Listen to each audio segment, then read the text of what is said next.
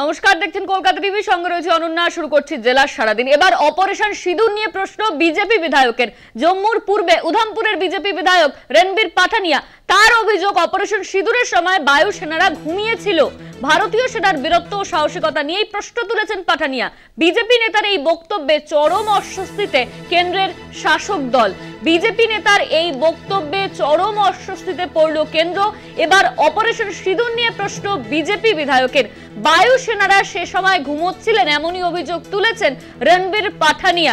জম্মুর পূর্বে উধামপুরের বিজেপি বিধায়ক রণবীর পাঠানিয়া তিনি অভিযোগ করছে যে অপারেশন সিঁদুর চলাকালীন বায়ুসেনারা ঘুমিয়েছিলেন। ভারতীয় সেনার বীরত্ব ও সাহসিকতা নিয়ে এই প্রশ্ন তুলেছেন পাঠানিয়া। বিজেপি নেতার এই বক্তব্যে চরম অস্বস্তিতে কেন্দ্রের শাসক দল।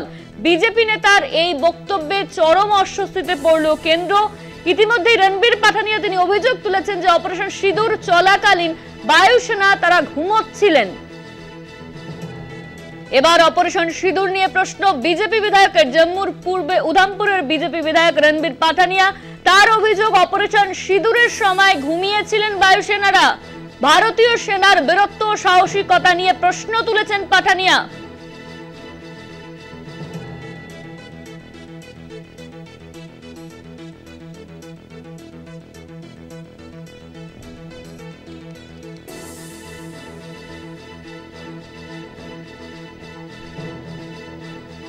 আমাদের সঙ্গে নিউজ রুম থেকে রয়েছেন আমাদের পলিটিক্যাল এডিটর আশিস চট্টোপাধ্যায়। আশিস, এবার অপারেশন সিঁদুর নিয়ে বিজেপি বিধায়ক তিনি প্রশ্ন তুলছেন। তিনি বলছেন অপারেশন সিঁদুর চলাকালীন বায়ুসেনারা তারা ঘুমিয়েছিলেন। দেখো, খুব বড় বড় ব্যাপার, যেহেতু বিজেপির বিধায়কই এই কথা বলছেন এবং সেটাও জম্মু কাশ্মীরের বিজেপি বিধায়ক।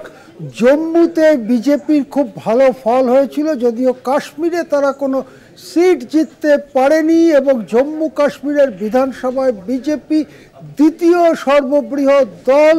সেই জম্মুর উধামপুর পূর্বের বিধায়ক রণবীর পাঠানিয়া প্রশ্ন তুলে দিয়েছেন অপারেশন সিঁদুরের সাফল্য নিয়ে। তিনি বলেছেন যে বায়ুসেনারা ঘুমিয়েছিল যখন অপারেশন সিঁদুর হচ্ছিল, বায়ুসেনারা ঘুমিয়েছিল।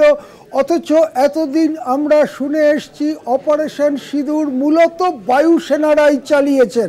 বায়ুসেনারা বিমান থেকে মিসাইল ছুঁড়েছেন অথবা বায়ুসেনারা বিমান হামলা করেছেন, এই ধরনের কথাই আমরা মূলত শুনে এসছি। এছাড়াও ভূমি থেকে ভূমি মিসাইলও ছোড়া হয়েছে বলে দাবি করা হয়েছে।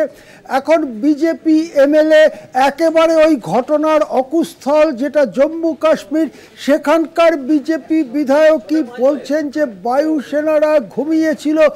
তাদের কি সাফল্য আছে অপারেশন সিঁদুরে?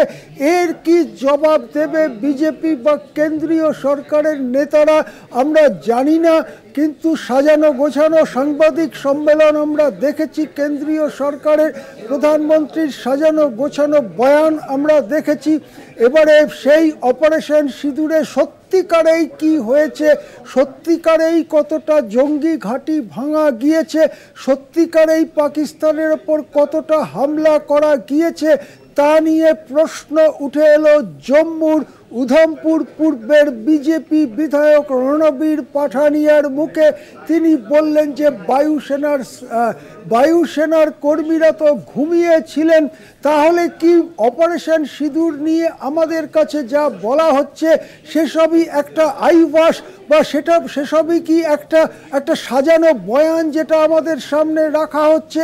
এই প্রশ্ন বিজেপি নেতার মুখে, বিজেপি বিধায়কের মুখে উঠে আসবার পরে এবারে আমরা প্রতিক্রিয়া চাই, কারণ আমরা সারা দেশ সমর্থন দিয়েছিলাম কেন্দ্রীয় সরকারকে।